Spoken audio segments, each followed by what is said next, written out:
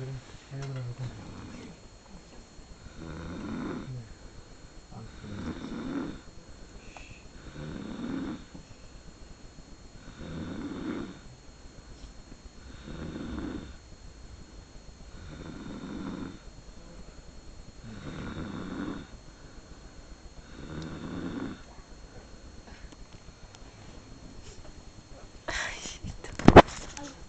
cara de Alan que no se ve.